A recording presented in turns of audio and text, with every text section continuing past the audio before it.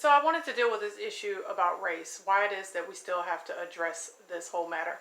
Well, you have a lot of people, particularly in America, who would love to shove the race conversation underneath the rug. They want to just put it under the proverbial rug, say, let's move on. America is not a racist country, and just keep it moving. Well, you also have a lot of quote unquote Christians, both black and white, who would like to do the same. They think that the conversation surrounding race is unprofitable. As I read on a comment earlier, they think that it is a waste of our time. They think that it is not fulfilling the mission of the Holy Scriptures. It's not filling our call as true believers.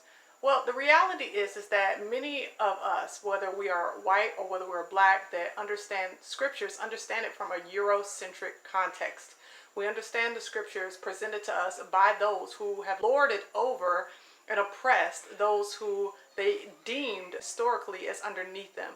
And what we see is that that same model of scripture continues to permeate most churches today. So whenever there's any type of discussion surrounding racial issues or social justice issues, we, particularly those of us who have grown up within black spaces of Christianity, are told to just give it over to Jesus. So just give it to Jesus. Don't worry about it. He's got it. Forgive and keep moving. Well, literally, those are the same messages that were given to our ancestors when their backs were being beaten and they were told to go out and pick cotton 6 days out of the week, that they were to go and give all of their problems to white Jesus because he will make it better in the sweet by and by. There was no push towards black Christians or white Christians to really understand the scriptures contextually, to understand it line upon line, precept upon precept. Understand scriptures that say things like, do not be deceived. God is not mocked. What a man sows, that shall he reap. So we have to really look at scriptures like that, right? Because when you think about the reality of what race has done in America, you have an institution of white supremacist Eurocentric ideology that essentially tells you that you, white Christians, you white people, will not have to reap what you have sown. They use passages like, forgive and you shall be forgiven, but they forget passages like, the Most High hates unjust weights. As a matter of fact, unjust weights and unjust balances are an abomination to him. They didn't use passages like that. They don't understand from a perspective of nationality how Yah chooses to judge the earth. Why? Because they don't understand the scriptures from a geographical standpoint. They don't understand who people groups are. And because so much of that has been hidden from the general public, from the general Christian, from the general Bible believer, who on average is not a Berean, does not study the word for themselves to show they're approved, but because the Sunday sermon pastors are not preaching the messages in context, preaching it prophetically, historically, geographically, dealing with lineage, dealing with all kinds of aspects that are deeply rooted and covered in the scriptures, most people would just like to put a blanket over those stained areas of history in which they don't want to have to deal with. But then they don't understand why it is that in their countries that they're going through the problems that they're going through. I'm going to give you a perfect example. Most black and white Christians are told that God blesses those who bless Israel and curses those who curse Israel. So you have ministers like John Hagee, you have TBN, you have most evangelical and Pentecostal teachers that will teach you that it is your responsibility as a believer to financially support and aid the Israeli people in the state of Israel. That's what they'll tell you. So year after year, you're writing out checks, you're giving donations, you're advocating for, you're forming organizations, you're coming up with selective outrage whenever there's political news surrounding the state of Israel and Palestine.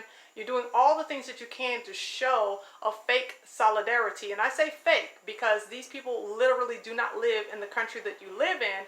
And the people that are oppressed in the country that you live in, you ignore and make excuses for. But I digress. Nevertheless, you have selective outrage and you formulate fake emotions surrounding these people who you really don't know anything about too much except for what the politicians and the pastors tell you. So you go on and you write your check and you tell yourself that you are blessing Israel because that is your biblical duty. When in reality, what's being hidden from you is the fact that most of the people that you're blessing are people who are actually anti-scripture. They're anti-Torah. They're actually promoters of the Talmud. They consider you the Goyim, and they believe that you can be lied to because it's a part of their religious responsibility to lie to you because they consider you less than a dog. See, they don't tell you these things, but see, when you understand the scriptures, when you understand history, when you understand geography, when you understand lineage, you'll understand that the people who you believe that you are supposed to be supporting aren't actually even the Israelites at all. But that's a whole nother conversation for a whole nother day. When it comes to race, there are too many people who want to just pretend like it doesn't matter. Oh, I don't see any color. I love all people. I don't have a problem with anyone. But yet, when we deal with specifics and details about how one group of people are being oppressed, one group of people are being specifically targeted for police brutality, the one group of people are being disproportionately and inaccurately represented in the court system, all of that gets ignored. So we have to deal with the issue of race. We cannot continue, whether you call yourself a white American, a black American, an Arab or Asian American, whatever it is that you consider yourself, you really cannot afford not to deal with the issue of race in the melting pot that is America, because the foundation of America has been set.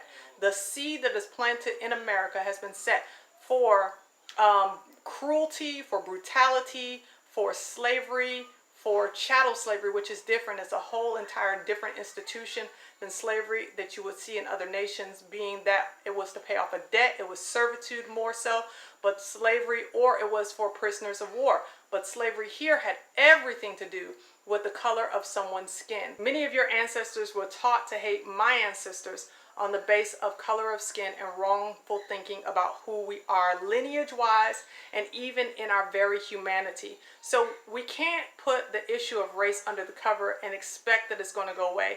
It won't go away. As a matter of fact, it's only going to get worse and worse and worse. In the same way that an infection, that if it's left untreated, if it's left untended, will eventually get worse and worse and consume the whole body, the issue of race will do the same thing. You cannot ignore the issue of race. You cannot ignore the issue of lineage, heritage.